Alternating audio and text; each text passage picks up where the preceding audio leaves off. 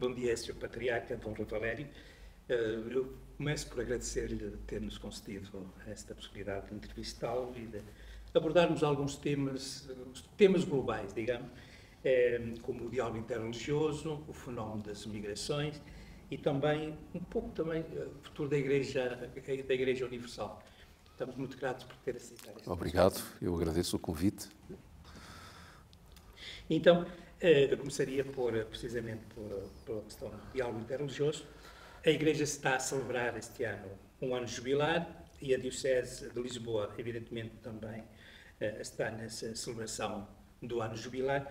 E para este mês de abril, precisamente o tema do ano jubilar é o diálogo interreligioso.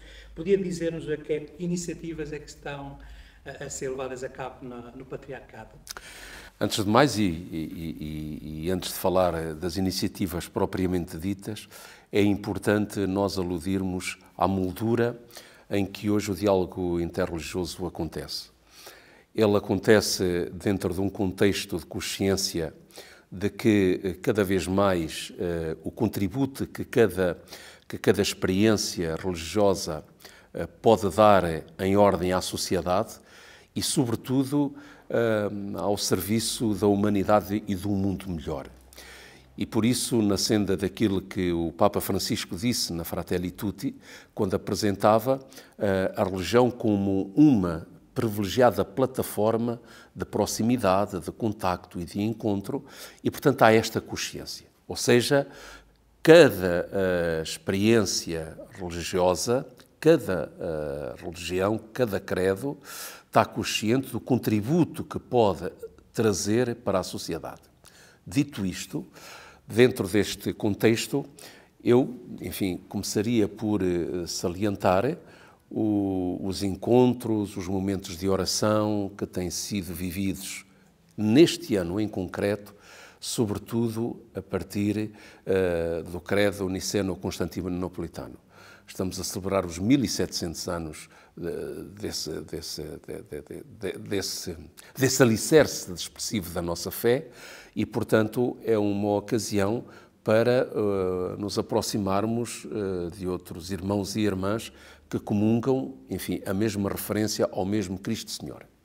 Em termos propriamente de diálogo interreligioso, nós estamos a colocar no itinerário, não foi quaresmal, mas pascal, todas as quintas-feiras à noite vai haver um encontro entre as diferentes tradições, exatamente para nos dizer que quando nós estamos alicerçados profundamente naquilo que é a essência da sua experiência, do seu credo, então nós aí possuímos uma luz e uma força para ir ao encontro dos outros, para acolher os outros. E é um pouco nesta senda, então, que todas as quintas-feiras à noite, no tempo chamado Pascal, nós nos vamos reunir num local determinado, que agora não sei exatamente aqui como especificar.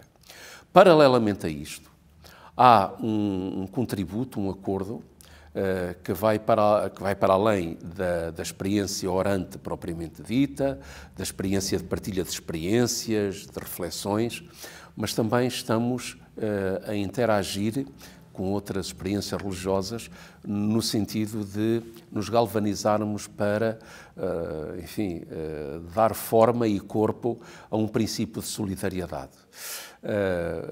Os problemas que estão a acontecer no Médio Oriente, na Ucrânia e noutro país africano, neste momento está muito presente, por exemplo, a situação de Moçambique e continua a estar a situação da República Centro-Africana, tudo isto nos tem mobilizados no sentido de iniciativas concretas de envolvimento dos nossos, enfim, do nosso povo, do povo de cada confissão religiosa, para contribuir para melhorar a vida dessas pessoas e dessas nações. Precisamente porque falou na encíclica Fratelli Tutti, o Papa Francisco disse que se inspira, ao escrever essa encíclica, no gesto de Francisco de Assis, quando vai ao encontro do sultão muçulmano no Egito, para propor simplesmente o diálogo, numa situação de confronto, de tensão entre Ocidente e Oriente, ele vai propor o diálogo. Hoje vivemos também situações de muita tensão a nível global.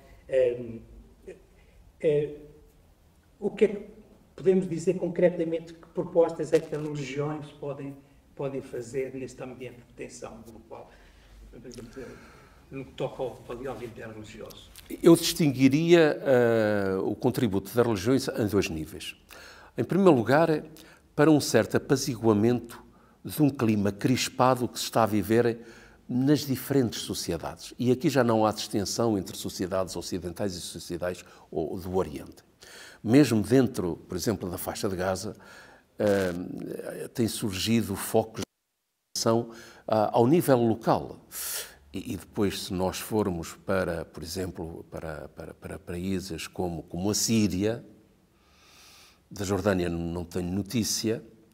Depois, se formos para o Ocidente, desde logo os Estados Unidos, esses países aqui da Europa, a França, aqui nós em Portugal, vemos que há um clima interno às nações um pouco crispadas.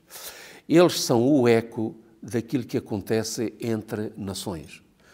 Porque eu há muito que já não me recordava deste ambiente, deste clima, em que nações irmanadas pelos mesmos ideais, pelos mesmos princípios e valores, de repente estão-se a tratar como... Já não é adversários, aqueles são verdadeiros inimigos, não é? Tu queres te apoderar do que é meu, mas eu é que me vou apoderar daquilo que é teu.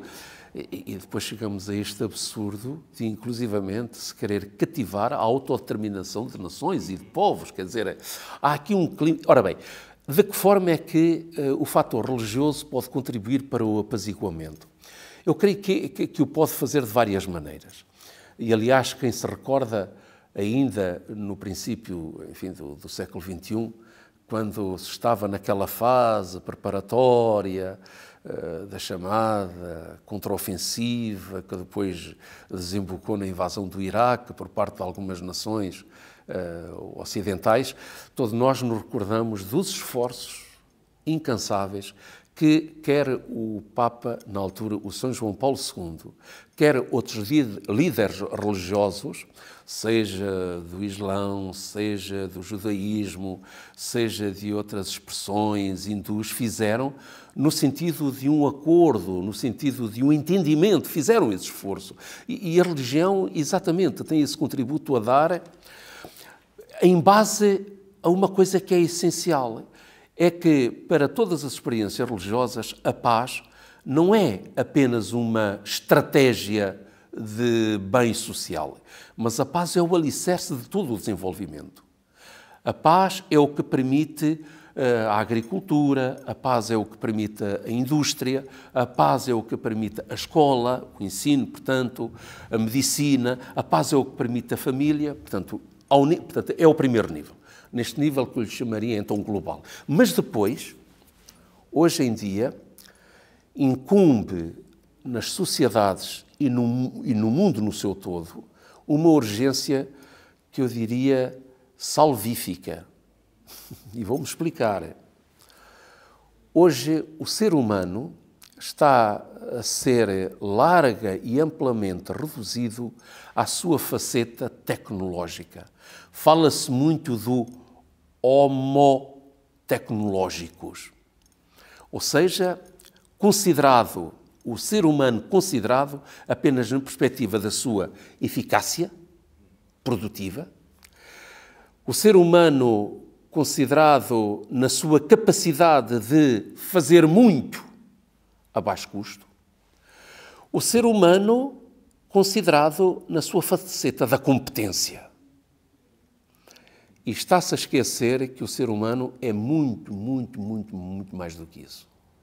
Que não se esgota no que faz, nem no como faz. O ser humano é ser. E como tal, é um sujeito de liberdade, de consciência. O ser humano, por vezes, não tem possibilidade de produzir, porque está doente, está em depressão. Outras vezes não é eficaz, pura e simplesmente. Outras vezes não produz nem consome, porque a sua idade já não lhe permite. e que respostas é que a sociedade hoje tem para este homem real, para este ser humano real. E por vezes fica aquém. E por isso, eu creio que um dos desígnios que incumbe sobre as religiões é, literalmente, a salvação do ser humano, neste sentido. Não estou a falar em termos escatológicos, não estou a falar em termos globais, essa salvação definitiva e total, que para nós cristãos se identifica com a ressurreição, com o paraíso. Eu estou a falar do ser humano aqui no mundo. Nós necessitamos de libertar a pessoa desta ditadura de ser apenas mais um elemento do grande mecanismo da tecnologia que hoje domina as nossas sociedades. Eu diria que hoje são essenciais estes dois desígnios. Em terceiro lugar, também, as religiões podem contribuir para outros horizontes ao nível da cultura e, portanto, também da sociedade. Hoje vivemos uma ditadura do imanentismo, em que tudo é olhado e visto como um projeto que aqui inicia e aqui termina. Ora, sabemos que há uma dimensão, chamemos-lhe transcendente, há uma dimensão, chamemos-lhe que é do sobrenatural, que é necessário considerar. Porque na aritmética, ou melhor, na gramática desse sobrenatural e dessa transcendência, está presente algo como o amor, algo como a esperança, algo como a confiança, e isso não pertence, não é fruto da imanência. Isso é o resultado de uma abordagem transcendental à própria existência humana. E as religiões têm um contributo também neste domínio. Curiosamente, e eu acho que o Papa Francisco, também na encíclica Fratelli Tutti, faz referência a isso, situar o conceito de fraternidade juntamente com os outros dois que emergiram durante a Revolução Francesa, o de liberdade, de igualdade, de fraternidade. E são conceitos, os três, que se complementam, porque a liberdade e a igualdade vêm do âmbito dos direitos, e as pessoas estão muito habituadas a reclamar direitos, direito de igualdade, direito da liberdade, mas o outro não é do âmbito dos direitos, é do âmbito da responsabilidade. E, portanto, complementa os outros dois primeiros. E, ultimamente, esse déficit do humanismo, de que falou há bocadinho também, que mencionou, esse déficit do humanismo, creio que exige, tem essa exigência de fraternidade, e a encíclica do Papa vem precisamente nesse sentido. Acha que as religiões podem, nesse sentido, completar a ação do Estado? O Estado assegura facilmente a liberdade e a justiça, mas a questão da fraternidade... Uma vez mais, eu recordo que na parte final da encíclica, da Fratelli Tutti exatamente, o Papa Francisco diz claramente que se a liberdade e a igualdade são referidas, eu não diria só à questão do direito, mas são referidas à própria força da racionalidade, da razão, e por isso dos direitos, obviamente, porque é no entendimento e na base do reconhecimento recíproco. Ele próprio lá, enfim, declara, ou pelo menos reconhece, que já no domínio da fraternidade autêntica, verdadeira, é qualquer coisa que transcenda a mera racionalidade. Ou seja, o reconhecer o outro como irmão, como fratello, à boa maneira de São Francisco, isso já implica que nos sintamos irmanados e em pé de igualdade, não somente ao nível da nossa comum natureza, da nossa comum essência de seres humanos, mas lá está, tem que existir um quê que está para além de tudo isso. Ele, por exemplo, vai buscar uma citação, curiosamente, de Bento XVI e depois de São João Paulo II, onde esclarece que é imprescindível a abertura ao sentido do mistério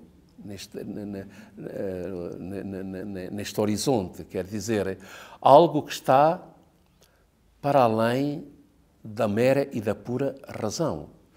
Porque, de facto, você veja, toda a ética que nos foi proposta por Kant, ela tinha um alicerce, que era verdadeiramente a racionalidade. No entanto, nós reconhecemos que grandes princípios e ditames do próprio Kant, eles nunca se concretizaram efetivamente. Eu vou dar só um exemplo. Que jamais um ser humano seja considerado como mero meio. O ser humano é sempre um fim em si próprio. E hoje, quando nós olhamos para situações como as situações dos migrantes a morrer todos os dias no Mediterrâneo, ou então de migrantes que chegam ao Ocidente e muitas vezes encontram portas fechadas. Ou então quando nós olhamos para as diversas sociedades, sem fazer aqui distinção nem discriminação, e somos obrigados a aplicar aquele conceito do Papa Francisco e constatamos pessoas descartáveis. Perguntemo-nos, estas pessoas, que são pessoas, são verdadeiramente um fim em si próprio? Ou não estamos ainda na consideração de meros meios de produção, de meros meios ao serviço de uma economia cada vez mais global, de meros meios ao serviço de outros interesses e de outras forças que não a força do ser humano em si e per si? Portanto, eu creio que a fraternidade envolve realmente estas dinâmicas que nos obrigam a um abraço global da própria realidade. Precisamente, Dom Rui Valério tocou aí o problema das migrações. Eu creio que também esse tema está relacionado com o outro que falámos há pouco do diálogo interreligioso. Porque muitos dos migrantes que chegam aqui às nossas cidades vêm agora da Ásia, com outros horizontes religiosos, outras mundividências religiosas, e é um desafio para nós, não acha? Como é que podemos também promover o diálogo e acolher esses migrantes que chegam aqui? O diálogo, julgo, vai começar de um gesto simples que é o da escuta, o do ouvir. O que o outro me tem para contar, o que o outro me tem para dizer. Porque eu continuo a aceitar e a subscrever aquele princípio que foi maravilhosamente decretado pelo então cardeal Ratzinger, quando dizia, respondendo a uma pergunta que lhe foi feita pelo jornalista, eu, se não erro, era o Vittorio Messori, quantos caminhos existem para Deus? E a resposta do então prefeito do Dicastério da Doutrina da Fé, esses caminhos são tantos quantas são as pessoas que vivem e existem à face da Terra. Agora, aquilo que é importante para o diálogo é esta abertura para te escutar, para te ouvir, para acolher em mim aquilo que é a tua experiência, aquilo que é a tua história, o teu percurso. Porque, de facto, o diálogo, a própria palavra o diz, é um discurso a dois. Dia é dois, e depois que vem a palavra logos, que significa uma palavra, não é? Mas só há diálogo se houver escuta, e esse é o primeiro passo para acontecer. O segundo passo é aquela certeza de que todo o ser humano é acompanhado interiormente pelo sentido dos 4 transcendentais. Eu volto a referizar que são 4, não são 3, os transcendentais do ser. O bom, o belo, o verdadeiro e o uno. Este uno, coitado, tem sido o parente pobre da equação. Fala-se muito bem do bom, do belo, do verdadeiro, mas não nos esqueçamos que existe também o uno. Bom, e todo o ser humano, portanto, acalenta, desenvolve, traz o sentido do belo, do bom, do verdadeiro e do uno. E o diálogo interreligioso, o diálogo entre o ser humano estabelece-se e constrói-se a partir da presença desta força do belo, do bom, do verdadeiro e do uno. Eu gostaria aqui de frisar agora só dois deles. O verdadeiro. O São Justino dizia e falava das sementes do verbo presente em toda a criação, não só em seres humanos. O Jacques Dupuy, um grande teólogo belga, um homem que viveu muitos anos na Índia, um perito, portanto, no fenómeno religioso, o Jacques Dupuy aplicou este princípio justiniano às próprias tradições religiosas diferentes, falando de sementes de verbo. Eu creio que é aquela certeza e é aquela convicção de que há sementes de verdade presente em todo o ser humano, lá está, porque todo o ser humano acalenta, em toda a realidade criada e em muitas das experiências. Portanto, isso alicerça, fundamenta o diálogo. Porque não nos esqueçamos de que o diálogo, ou seja, o logos, a palavra, está profundamente aliado à verdade. Isto aqui em grego, nós compreendemos muito bem esta correlação, não é? A verdade é a aletheia, quer dizer, é o que se mostra, que se manifesta, e que se mostra e manifesta na palavra. Portanto, o diálogo que nós aplicamos ao encontro das religiões estabelece-se a partir de uma palavra, mas é de uma palavra que não é só meramente estarmos ali no parlar papier, desculpem-me aqui este arcaísmo da minha parte, não é? Mas para que haja diálogo verdadeiro, aquela palavra que se comunica é alicerçada no que é, ou seja, na verdade.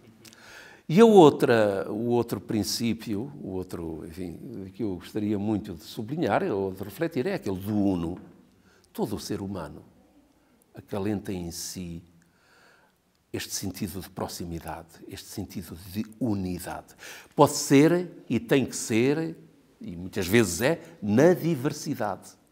Mas que a diversidade nunca fere, nunca atropela este ser uno que deve presidir. Por isso nós falamos de transcendentais do ser, ou seja, que estão para além de qualquer contingência. E eu creio, sinceramente, que aplicando estas duas palavras de contingência e com transcendentais, ou seja, aquilo que permanece ao fenómeno religioso, nós devemos ter a capacidade de discernir e de distinguir de que há coisas que verdadeiramente são, lá está, transitórias, né? São circunstanciais, e há realidades que são perpétuas, são ali. Ora, é essas que nos unem, é essa que nos aproxima, não é? Porque muitas vezes aquilo que de facto acontece é que as distanciações, os conflitos até, surgem a partir de coisas que são marginais. E, portanto, preme-me sublinhar que o diálogo interreligioso é construído e tem que estar construído dentro deste sentido e desta consciência. Falou em diversidade, às vezes o outro, e às vezes a gente nota isso também na nossa sociedade, às vezes o outro cria temores em nós. E como é que se vestem esses medos que a gente às vezes observa aí na sociedade e que há quem se aproveite deles na política, precisamente para ganhar votos? Como é que se vencem esses medos? Bem, primeiro vamos ver porque é que surge o medo do outro, do diferente, do desconhecido, porque isso é profundamente humano. O ser humano, como primeira reação face ao diferente, ao desconhecido, a primeira reação é o medo. Porque não se controla, porque não se domina. É curioso porque a professora Bruna Costa Curta, que fez uma grande exegeta, discípula de Carlo Maria Martini, que fez uma tese de doutoramento maravilhosa sobre o temor.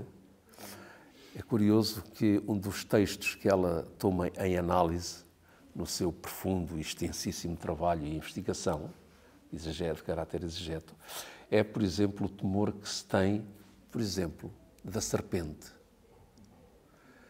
onde ela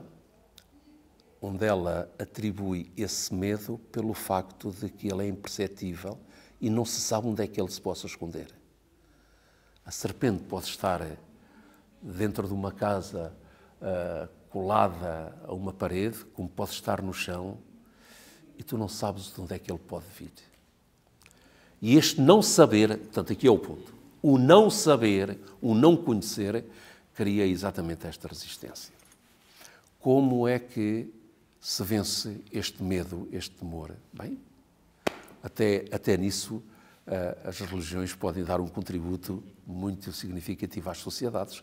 Eu aqui remeto-me para a Sagrada Escritura, através da confiança. A confiança é o grande antídoto para o medo. Há uma passagem no Evangelho, por exemplo, em que se conta que Pedro ia a caminhar sobre as águas e até um certo ponto ele conseguiu caminhar sobre a água, mas depois começou a afundar. E quais foi a palavra de Jesus? Não tenhas medo, Pedro, mas confia. A confiança, mas lá está, esta confiança é uma atitude que emerge e que tem que emergir não apenas justificada ou apoiada em dados empíricos, mas a confiança, a um certo ponto, tem que ter o seu quê kierkegaardiano, a Søren Kierkegaard. Como é que o Søren Kierkegaard configurava a confiança e a fé? Como um salto. E por vezes isto é necessário. Conta-se muito aquela história daquele menino, daquela criança que estava num primeiro andar, numa casa que estava completamente envolvida em chamas e fumo, e o pai da criança cá de baixo a dizer-lhe para ela saltar. Só que a criança, coitadinha, não via o pai cá em baixo, porque o fumo era tanto, não conseguia ver. A única coisa que fazia era ouvir a voz dele. Vem, lança-te, não tenhas medo. Eu estou-te a ver, dizia o pai. O menino não via. E, no entanto, lá está, com base naquela confiança própria das crianças, lança-se por ali abaixo. Por vezes, a nossa confiança interrelacional tem que ter muito disto. Ou seja, não podemos pretender que um ser humano nos conceda as mesmas garantias para eu interagir com ele, para eu dialogar com ele, para eu partilhar com ele traços e troços de caminho, da mesma forma que eu, por exemplo, o faço em relação a um automóvel. E o automóvel pode falhar, não é? Porque basta que, enfim, o cachimbo da bela se descola e o carro para ou acaba a gasolina. Mas o ser humano é um mistério para o próprio ser humano. E por isso, quando nós falamos de confiança nas relações interpessoais, nas relações ao nível entre nós, é necessário nós termos esta capacidade de confiar mesmo se, ou de confiar não obstante, porque isso é que nos torna grandes, não é? Afinal de contas, lá está, quando há projetos, sejam eles quais forem, e eu estou a pensar aqui quando, por exemplo, 100 ou 200 jovens de um momento para o outro se vêem ali numa parada militar, não é? Num quartel, e durante os próximos anos eu vou partilhar momentos decisivos com camaradas que estão ao meu lado, para mais cada um deles tendo uma arma na mão. Nós confiamos, mas ele tem uma arma na mão e com aquela arma é mortal, mas eu confio, e portanto por isso é que eu fiz chamar a experiência do militar. E eles estão lá. Tens todas as garantias que ele, enfim, assim que agarre na arma, não vai disparar, não em relação ao alvo, mas em relação... Nós confiamos, não é? Nós confiamos. E por isso, na sociedade tem que ser assim. Não podemos pretender, enfim, que todos os itens estejam aqui preenchidos, porque senão a um certo ponto a pessoa deixa de ser ela própria. Imagina, contaram-me, não sei se é verdade, que num determinado país, que fica lá na Ásia, não é? Uma pessoa, uma jovem, a um certo ponto foi interpelada porque alterou os seus ritmos cotidianos. Todos os dias ela tinha por hábito ir correr, acho eu, se não é, às 6 da manhã. Depois teve uns dias que não foi e depois passou a ir ao meio-dia. Ela foi interpelada lá pelas autoridades locais sobre esta mudança de ritmo. Porquê? Porque, lá está, se ela foi interpelada é porque começou a suscitar ali alguma desconfiança, porque já não era bem como aquilo que estava lá nos registros. Nós confiamos, porque senão a um certo ponto a vida torna-se impossível, torna-se um inferno. Uma última pergunta ainda em relação às migrações. Tem a ver com este fenómeno global. O Presidente Trump prometeu na campanha que queria fazer deportações e logo que tomou posse, lançou esse programa. O Papa Francisco escreveu uma carta aos bispos dos Estados Unidos, uma carta muito corajosa, convidando-os a conscientizar o povo americano sobre o valor da dignidade, o profundo da dignidade infinita da pessoa humana e o desafio da fraternidade para que fizessem face precisamente a essa nova situação. Acha que em Portugal pode haver essa necessidade também? Às vezes ouvem só vozes muito... Portanto, 3 palavras de preâmbulo. Em primeiro lugar, eu quero agradecer e homenagear, enfim, na simplicidade das minhas palavras e da minha postura, seja o Papa Francisco, seja a Conferência Episcopal Norte-Americana, pela atitude e, sobretudo, pela contundência e coragem com que falaram, como falaram e disseram o que disseram. Eu, pessoalmente, conheço o atual presidente da Conferência Episcopal Norte-Americana. Curiosamente, ele é também o ordinário militar. É uma pessoa muito, muito, muito moderada e equilibrada. Portanto, ele teve inclusivamente a trabalhar na Secretaria de Estado da Santa Sé. E, portanto, quando, sob a sua presidência, os bispos norte-americanos reagiram como reagiram, é porque significa que houve ali verdadeiras linhas vermelhas, por usar esta expressão, verdadeiras e autênticas linhas vermelhas que foram amplamente superadas. Portanto, houve gravidade naquilo que aconteceu. Porque, até pelo papel institucional que ele desempenha enquanto bispo das Forças Armadas norte-americanas. E isto remete-me para a gravidade das situações. E o que aconteceu, quer dizer, não é compaginável, não é comparável, não é semelhante ao que acontece em Portugal, ou eu diria quase que na Europa.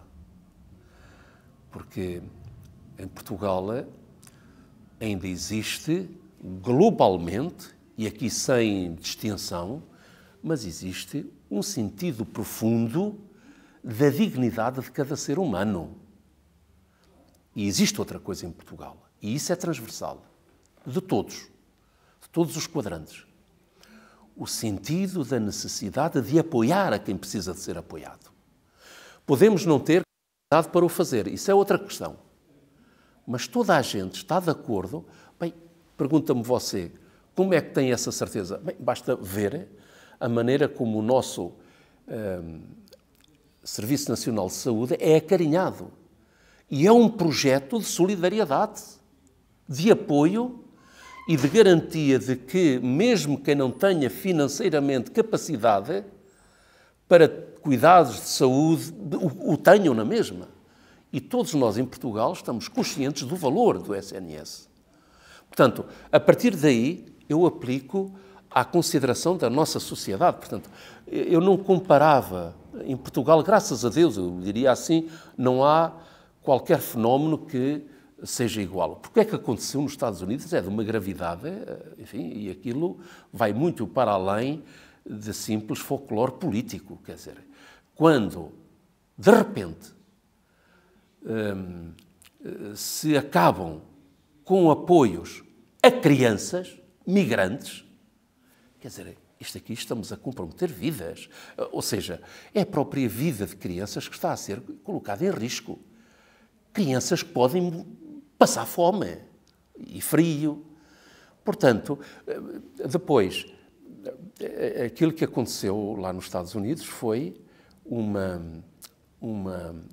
atropelo aos mais débeis, aos mais frágeis. E é isso que nos faz confusão. Repara que essas iniciativas, que moveram depois a reação, seja o Papa Francisco, seja a Conferência Episcopal norte-americana, essas reações foram para atitudes e decisões tomadas em desfavor, por parte do governo Trump, em desfavor dos últimos, daqueles que já não têm nada. E a única âncora de esperança que lhes sobrava era exatamente esta solidariedade do povo americano, que o povo americano está disposto a isso. É um povo solidário, mas de repente tudo isso aí terminou. É inqualificável, diria.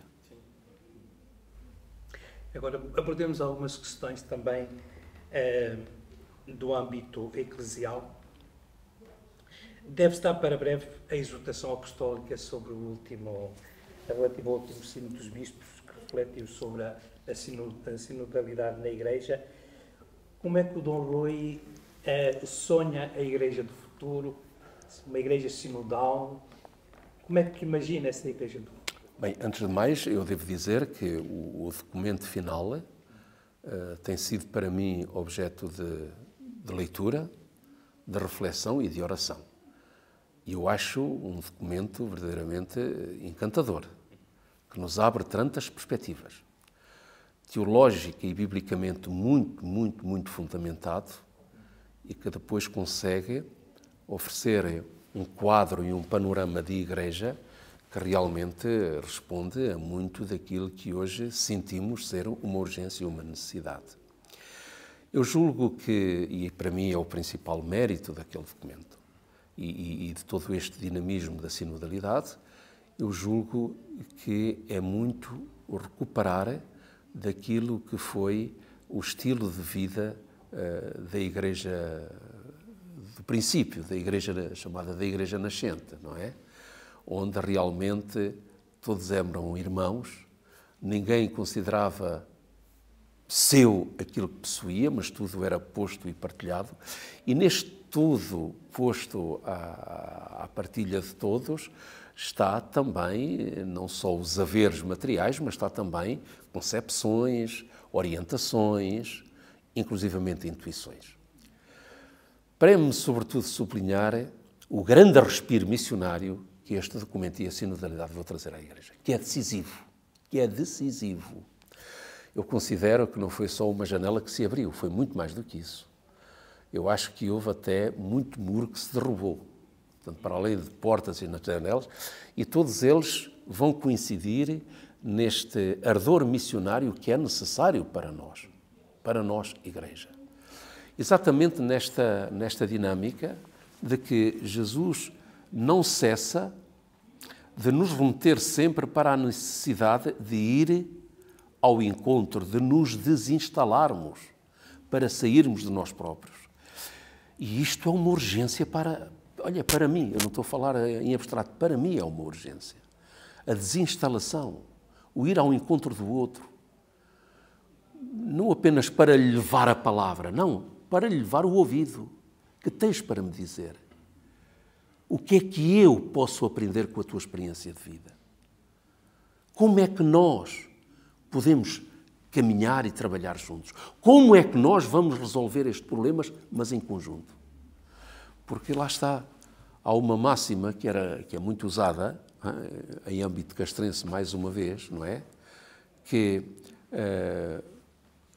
um sozinho pode correr mais depressa, mas dois juntos chegam sempre mais longe. E é aqui que nós estamos. É chegar mais longe. Mais longe não em sentido espacial, obviamente, mas mais longe em sentido de ousadia. A sinodalidade, portanto, tem este mérito. Daqueles 3 princípios que a caracterizam, da participação, da comunhão e da missão, tudo é canalizado para esta urgência da missão, porque é decisiva ela, para fazer com que a Igreja se reencontre consigo própria. Precisamente aí nessa relação com a missão, ainda há lugar para a missão adjuntas, para o primeiro anúncio, simplesmente há que insistir nesta Igreja de saída? Ou... Nunca deixa de existir a urgência de levar os princípios, o valor do Evangelho a todos os ângulos da terra. Mas aquilo que Jesus nos envia não é apenas que sejam com palavras, mas é com a de nossa disposição ao servir. Porque ser enviado significa servir, ir servir. E em todo o lado e em todos os ângulos, a Igreja é chamada a ser sempre, sempre, sempre serva. Aquela que se inclina perante o ser humano. Uma Madre Teresa de Calcutá, que foi para onde foi exatamente para servir. Os missionários que ao longo dos séculos, enfim, saíram das suas terras, foram para servir. Hoje, quantos e quantas missionárias e missionários não nos chegam de tantos outros países, da Índia, de Angola, de Moçambique, de São Tomé, da Guiné, de outros países que vêm aqui para a nossa Europa, para o nosso Portugal, e vêm para servir-nos.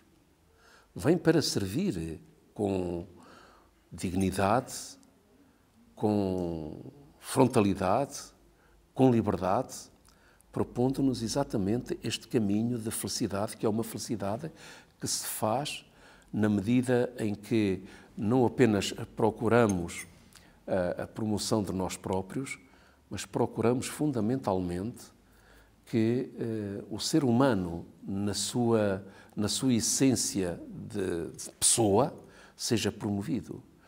Portanto, a missão ad gentes, enquanto serviço ao homem, à humanidade, ela fará sempre sentido. E uma última pergunta, então, ainda sobre esta Igreja do Futuro. Há ainda a questão premente dos ministérios, da falta de vocações, nos moldes tradicionais. Como é que imagina, portanto, a Igreja do Futuro, do ponto de vista ministerial? Haverá maior envolvimento dos leigos, o papel das mulheres? Será que alguma vez chegará ao ministério feminino, diaconal ou outro, presbiteral?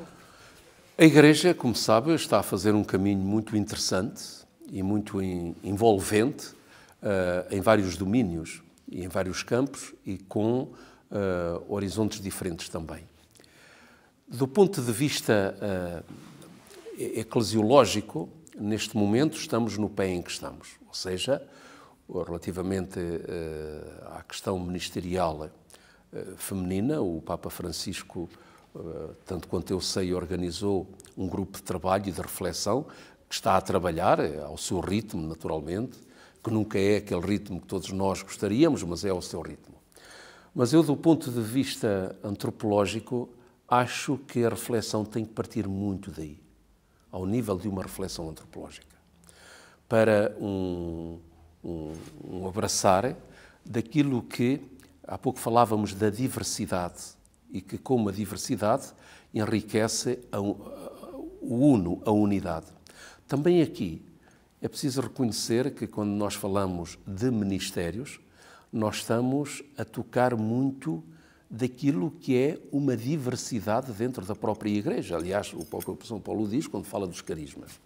E dentro da multiplicidade dessa diversidade, eu julgo que duas coisas. A primeira é verdadeiramente captar a riqueza de cada singularidade, de cada identidade na sua singularidade. Mas em essência, mas em profundidade. E em segundo lugar, é de remeter essa multiplicidade e essa diversidade em ordem à construção do único e mesmo corpo místico de Jesus Cristo, que é a Igreja.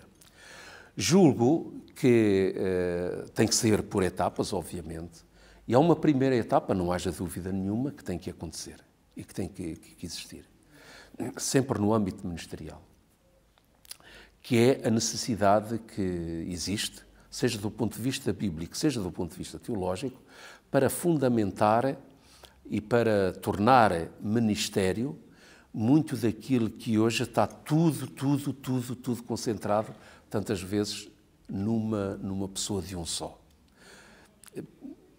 Porque isso, como dizer, isso pode ser um fator até de atropelo. Eu vou-me explicar melhor com um exemplo, talvez, não é? Quando nós olhamos para a realidade de um seminário, imediatamente nós distinguimos dois géneros de atores, entre aspas. Aqueles que agem ao nível exterior, fora o externo, e aí temos o superior, temos o prefeito, temos o diretor, e depois há aqueles que agem no âmbito do fórum interno. Temos o diretor espiritual, o conselheiro espiritual. E não está tudo concentrado numa única e mesma pessoa. Há ali um respeito da diversidade e da especificidade de cada um. E é no conjunto de tudo que se organiza em ordem a uma opção e a uma decisão. Ora, eu julgo que é importante que este mesmo modus operandi seja atuante em todo o âmbito da Igreja, exatamente para o enriquecimento daquele único corpo. E eu julgo que antes, então, de chegar a outras metas e a outros horizontes, vai ter que passar necessariamente por aqui. Ou seja, captar a urgência e a emergência de realidades biblicamente e teologicamente fundadas, em que a mesma pessoa deixe de ter concentrado em si tantas dimensões e tantos âmbitos e que haja maior respeito. Eu aqui usei o fórum exterior, o fórum externo, o fórum interno, mas eu poderia aqui agora multiplicar os exemplos, mas não é o caso de estarmos aqui agora com isso. Mas passa por aí. Muito obrigado. Eu é que agradeço. Por nos ter concedido este momento, foi muito agradável e podermos abordar todas estas questões globais. Muito bem, obrigado. Um bem-aja.